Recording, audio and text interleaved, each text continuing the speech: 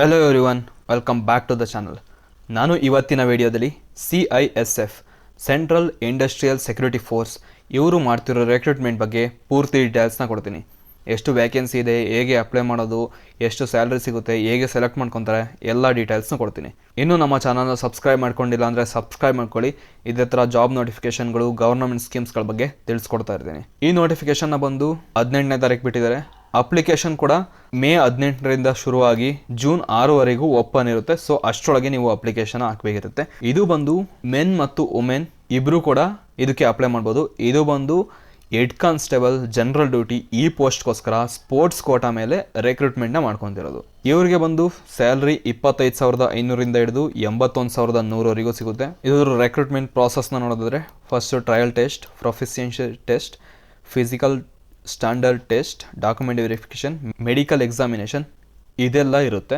ಇಲ್ಲಿ 2 ಸ್ಟೇಜಸ್ ಬರುತ್ತೆ. ಫಸ್ಟ್ ಸ್ಟೇಜಲ್ಲಿ ಈ 4 ಮತ್ತು ಸೆಕೆಂಡ್ ಸ್ಟೇಜಲ್ಲಿ ಮೆಡಿಕಲ್ ಎಕ್ಸಾಮಿನೇಷನ್ ಇರುತ್ತೆ. ಅದಾದಮೇಲೆ ಡಾಕ್ಯುಮೆಂಟ್ ವೆರಿಫಿಕೇಷನ್ಲಿ ನಿಮ್ಮದು ಈಗ ಸ್ಪೋರ್ಟ್ಸ್ ಸರ್ಟಿಫಿಕೇಷನ್ ಆಗಿರ್ಬೋದು, ನಿಮ್ಮ ಕ್ಯಾಸ್ಟ್ ಇನ್ಕಮ್ ಸರ್ಟಿಫಿಕೇಟು ಮತ್ತು ಮಾರ್ಕ್ಸ್ ಕಾರ್ಡ್ಗಳು ಇದನ್ನೆಲ್ಲ ಚೆಕ್ ಮಾಡ್ತಾರೆ. ಆಗಲೇ ಹೇಳಿದಾಗೆ ಸ್ಯಾಲ್ರಿ ಬಂದು 25,500ರಿಂದ ಹಿಡಿದು 81,100ವರೆಗೂ ಇರುತ್ತೆ. ಇದು ಬಂದು ಇಂಡಿಯಾದವರು ಅಷ್ಟೇ ಅಪ್ಲೈ ಮಾಡೋಕ್ಕಾಗೋದು. ಯಾವುದ್ಯಾವುದಕ್ಕೆ ಎಷ್ಟೆಷ್ಟು ವ್ಯಾಕೆನ್ಸಿ ಅಂತ ಇಲ್ಲಿ ಕೊಟ್ಟಿದ್ದಾರೆ.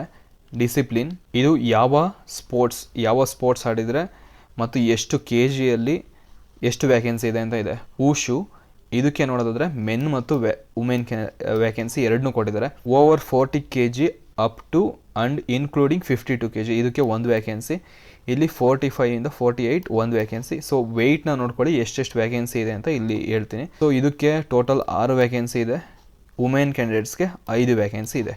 ವೆಯ್ಟ್ಗಳನ್ನ ನೀವು ನೋಡ್ಕೊಳ್ಳಿ ಇಲ್ಲಿ. ಇನ್ನು ತೈಕೊಂಡು ಇದಕ್ಕೆ ಬಂದು 68 kg ಒಂದು ವ್ಯಾಕೆನ್ಸಿ, ಎಬೋವ್ 87 kg ಒಂದು ವ್ಯಾಕೆನ್ಸಿ, 2 ವ್ಯಾಕೆನ್ಸಿ ಇದೆ. ಇನ್ನು ವುಮೆನ್ ಕ್ಯಾಂಡಿಡೇಟ್ಸ್ಗೆ ಟೋಟಲ್ 6 ವ್ಯಾಕೆನ್ಸಿ ಇದೆ. ಇನ್ನು ಕರಾಟೆಗೆ ಮೆನ್ ಕ್ಯಾಂಡಿಡೇಟ್ಸ್ಗೆ 8 ವ್ಯಾಕೆನ್ಸಿ ಇದೆ, ವುಮೆನ್ ಕ್ಯಾಂಡಿಡೇಟ್ಸ್ಗೆ 6 ವ್ಯಾಕೆನ್ಸಿ ಇದೆ. ಅದರಲ್ಲಿ ಯಾವ KGಗೆ ಎಷ್ಟೆಷ್ಟಿದೆ ನೋಡ್ಕೊಳ್ಳಿ ಇಲ್ಲಿ. ಇನ್ನು ಪೆನ್ ಕ್ಯಾಕ್ ಸಿಲಾಟ್ ಇದಕ್ಕೆ 10 ವ್ಯಾಕೆನ್ಸಿ ಮೆನ್ಗೆ, 8 ವ್ಯಾಕೆನ್ಸಿ ವುಮೆನ್ ಕ್ಯಾಂಡಿಡೇಟ್ಸ್ಗೆ ಇರುತ್ತೆ. ಇನ್ನು ಆರ್ಚರಿ 8 ವ್ಯಾಕೆನ್ಸಿ ಹುಡುಗರಿಗೆ, 8 ವ್ಯಾಕೆನ್ಸಿ ವುಮೆನ್ ಕ್ಯಾಂಡಿಡೇಟ್ಸ್ಗೆ. ಇನ್ನು ಕಯಾಕಿಂಗ್ 6 ವ್ಯಾಕೆನ್ಸಿ, ವುಮೆನ್ ಕ್ಯಾಂಡಿಡೇಟ್ಸ್ಗೆ 6 ವ್ಯಾಕೆನ್ಸಿ. ಇನ್ನು ಕೆನೋಯಿಂಗ್ ಮೆನ್ಗೆ 6 ವ್ಯಾಕೆನ್ಸಿ, ವುಮೆನ್ಗೆ 6 ವ್ಯಾಕೆನ್ಸಿ. ರೋವಿಂಗ್ ಮೆನ್ಗೆ 6 ವ್ಯಾಕೆನ್ಸಿ, ವುಮೆನ್ಗೆ 6 ವ್ಯಾಕೆನ್ಸಿ. ಫುಟ್ಬಾಲ್ 9 ವ್ಯಾಕೆನ್ಸಿ ಮೆನ್ಗೆ, 20 ವ್ಯಾಕೆನ್ಸಿ ವುಮೆನ್ಗೆ. ಹ್ಯಾಂಡ್ಬಾಲ್ ಮೆನ್ಗೆ 5 ವ್ಯಾಕೆನ್ಸಿ, ವುಮೆನ್ಗೆ 10 ವ್ಯಾಕೆನ್ಸಿ ಇರುತ್ತೆ. ಇನ್ನು ಜಿಮ್ಯಾಸ್ಟಿಕ್ಸ್ 6, 8. ಫೆನ್ಸಿಂಗ್ 4. ಖೋಖೋ 12. ಇನ್ನು ಸ್ವಿಮ್ಮಿಂಗ್ ಮೆನ್ಗೆ 7, ವುಮೆನ್ಗೆ 10. Volleyball 3, 14. Sepak takraw 4. Basketball 8, 12. Tennis 4. Badminton 4. Cycling 4. Athletics 30, 28. Boxing 3. Hockey 7. Shooting 1, 2. Judo 2, 1. Kabaddi 6 women ಕ್ಯಾಂಡಿಡೇಟ್ಸ್ಗಿಲ್ಲ. ಇನ್ನು weightlifting 8, 4. Wrestling 13, 4. Bodybuilding 12. Total men ಕ್ಯಾಂಡಿಡೇಟ್ಸ್ಗೆ 204 ವ್ಯಾಕೆನ್ಸಿ ಇದೆ. ಇನ್ನು ವುಮೆನ್ ಕ್ಯಾಂಡಿಡೇಟ್ಸ್ಗೆ 199 ವ್ಯಾಕೆನ್ಸಿ ಇದೆ.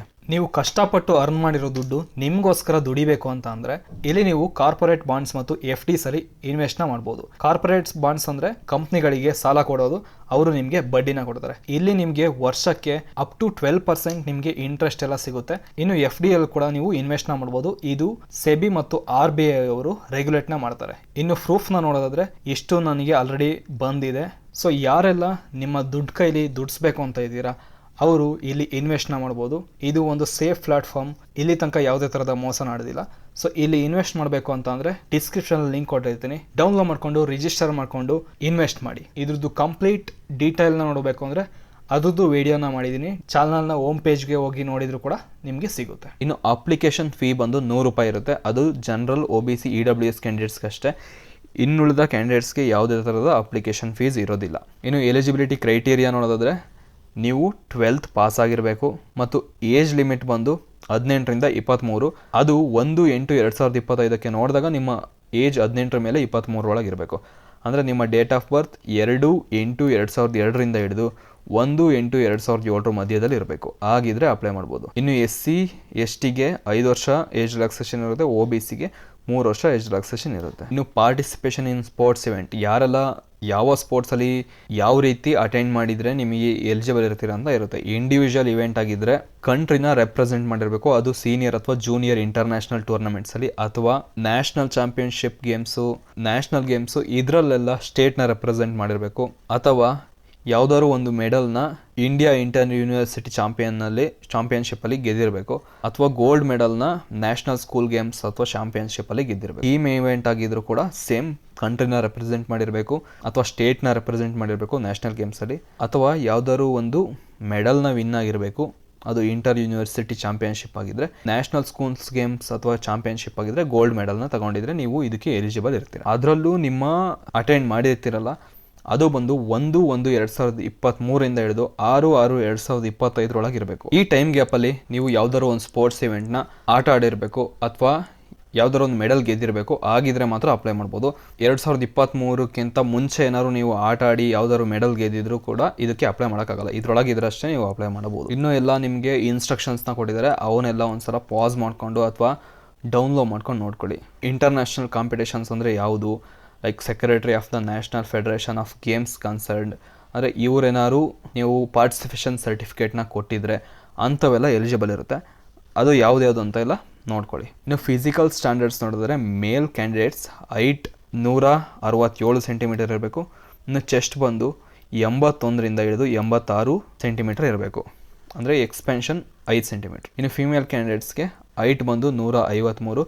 ಇನ್ನು ಚೆಸ್ಟ್ ಯಾವುದೇ ಥರದ ರಿಕ್ವೈರ್ಮೆಂಟ್ಸ್ ಇಲ್ಲ, ಹೈಟ್ ಇರಬೇಕು. ಇನ್ನು ಸ್ವಲ್ಪ ಜನಕ್ಕೆ ಅದ್ರದ್ದು ಕೂಡ ರಿಲ್ಯಾಕ್ಸೇಷನ್ ಇದೆ, ಬಟ್ ಕರ್ನಾಟಕದವರಿಗೆ ಯಾವುದೇ ಥರದ ರಿಲ್ಯಾಕ್ಸೇಷನ್ ಇಲ್ಲ, ಅದಕ್ಕೋಸ್ಕರ ಅದ್ರ ಬಗ್ಗೆ ಹೇಳಲ್ಲ. ಏನಾದ್ರು ನೀವು ಈ ಕ್ಯಾಟಗರಿಲೇ ಬಂದರೆ ಒಂದ್ಸಲ ಪಾಸ್ ಮಾಡ್ಕೊಂಡು ನೋಡ್ಕೊಳ್ಳಿ. ಇನ್ನು ವೆಯ್ಟ್ ಬಂದು ಹೈಟ್ಗೆ ಪ್ರಪೋರ್ಷನೇಟ್ ಆಗಿರಬೇಕು, ಅಂದರೆ ನೀವು ಇಷ್ಟು ಹೈಟ್ಗೆ ಇಷ್ಟು ವೆಯ್ಟ್ ಅಂತ ಇರುತ್ತಲ್ಲ ಅಷ್ಟಿರಬೇಕು, ಆಗಿದ್ರೆ ನೀವು ಇದಕ್ಕೆ ಎಲಿಜಿಬಲ್ ಇರ್ತೀರಿ. ಯಾವ ಟ್ಯಾಟು ಎಷ್ಟಿದ್ರೆ ನೀವು ಎಲಿಜಿಬಲ್ ಇರ್ತೀರ ಅಂತ ಇಲ್ಲಿ ಕೊಟ್ಟಿದ್ರೆ ಅದನ್ನೊಂದ್ಸಲ ಪಾಸ್ ಮಾಡ್ಕೊಂಡು ನೋಡ್ಕೊಳ್ಳಿ. ಇನ್ನು ಹೇಗೆ ಅಪ್ಲೈ ಮಾಡೋದು ಅಂದರೆ ಈ ವೆಬ್ಸೈಟ್ಗೆ ಹೋಗಿ ಅಪ್ಲೈ ಮಾಡೋದಿರುತ್ತೆ, ಅದನ್ನ ಹೇಳ್ತೀನಿ ಹೇಗೆ ಅಪ್ಲೈ ಮಾಡೋದು ಅಂತ.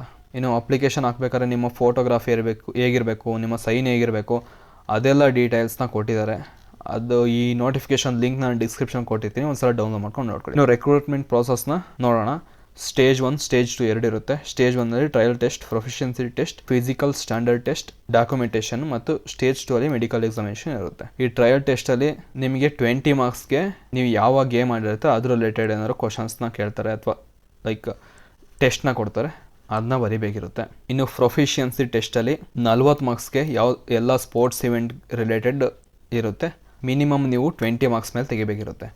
ಇನ್ನು ಟ್ರಯಲ್ ಟೆಸ್ಟಲ್ಲಿ 10 ಮಾರ್ಕ್ಸ್ ಮೇಲೆ ತೆಗಿಬೇಕಿರುತ್ತೆ 20ಗೆ. ಇನ್ನು ಫಿಸಿಕಲ್ ಸ್ಟ್ಯಾಂಡರ್ಡ್ ಟೆಸ್ಟ್ ಬಂದ್ಬಿಟ್ಟು ನಿಮ್ಮದು ಹೈಟು, ವೆಯ್ಟು ಅದೆಲ್ಲ ಕರೆಕ್ಟ್ ಆಗಿದೆಯಾ ಅದನ್ನೆಲ್ಲ ಚೆಕ್ ಮಾಡ್ತಾರೆ.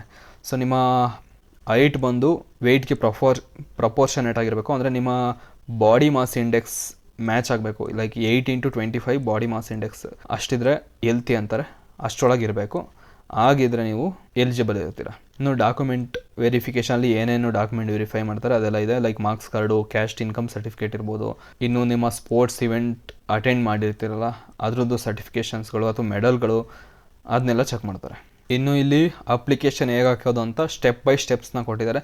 ಫಸ್ಟು ನೀವು 1 ಟೈಮ್ ರಿಜಿಸ್ಟ್ರೇಷನ್ ಮಾಡ್ಕೋಬೇಕಿರುತ್ತೆ, ಆಮೇಲೆ ಅಪ್ಲಿಕೇಶನ್ ಫಾರ್ಮ್ನ ಫಿಲ್ ಮಾಡಬೇಕಿರುತ್ತೆ. ಈಗ 1 ಟೈಮ್ ರಿಜಿಸ್ಟ್ರೇಷನ್ ಹೇಗೆ ಅಂದರೆ ಆ ವೆಬ್ಸೈಟ್ಗೆ ಹೋಗ್ಬಿಟ್ಟು ಇಲ್ಲಿ ನ್ಯೂ ರಿಜಿಸ್ಟ್ರೇಷನ್ ಅಂತ ಇದೆ ನೋಡಿ, ಇದ್ರ ಮೇಲೆ ಕ್ಲಿಕ್ ಮಾಡಿಬಿಟ್ಟು ಆಮೇಲೆ ರಿಜಿಸ್ಟ್ರೇಷನ್ ಮಾಡ್ಕೊಳೋದಿರುತ್ತೆ. ಅಲ್ಲಿ ಬೇಸಿಕ್ ಡೀಟೇಲ್ಸ್ ಕೇಳುತ್ತೆ, ಲೈಕ್ ನಿಮ್ಮ ನೇಮ್ ಆಗಿರ್ಬೋದು, ನೀವು ಏನು ಓದಿದ್ದೀರಾ, ನಿಮ್ಮ ಅಡ್ರೆಸ್ ಮತ್ತು ಡಿಕ್ಲರೇಷನ್ ಇದೆಲ್ಲ ಇರುತ್ತೆ, ಅದನ್ನೆಲ್ಲ ಕೊಟ್ಬಿಟ್ಟು ನೀವು ರಿಜಿಸ್ಟ್ರೇಷನ್ನ ಮಾಡ್ಕೊಳೋದಿರುತ್ತೆ. ಅಲ್ಲಿ like father name, mother name, date of birth, ನಿಮ್ಮ ಇಮೇಲ್ ID, ಮೊಬೈಲ್ ನಂಬರ್ ಆಗಿರ್ಬೋದು, ಇವನ್ನೆಲ್ಲ ಕೇಳುತ್ತೆ. ಆಮೇಲೆ ಸೆಕೆಂಡ್ ಪಾರ್ಟ್ ಬಂದು ಆನ್ಲೈನ್ ಅಪ್ಲಿಕೇಶನ್ ಫಾರ್ಮ್ ಇರುತ್ತೆ. ಇಲ್ಲಿ ಬಂದು ನಿಮ್ಮ ಫೋಟೋ ಆಗಿರ್ಬೋದು, ನಿಮ್ಮ ಮಾರ್ಕ್ಸ್ ಕಾರ್ಡು, ನಿಮ್ಮ ಸೈನ್ ಇದನ್ನೆಲ್ಲದನ್ನು ಅಪ್ಲೋಡ್ ಮಾಡಬೇಕಿರುತ್ತೆ. ಅದಾದಮೇಲೆ ಪೇಮೆಂಟ್ ವಿಂಡೋ ಬರುತ್ತೆ, ಅಲ್ಲಿ ಫೀಸ್ನ ಪೇ ಮಾಡಿಬಿಟ್ಟು submit ಮಾಡೋದಿರುತ್ತೆ.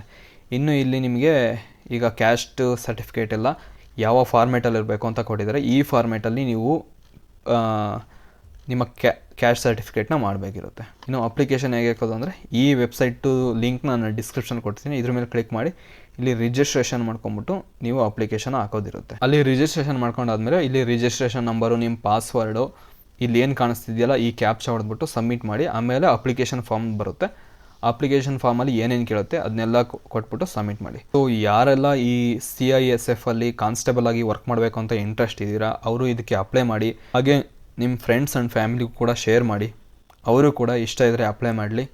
Thank you. All the best.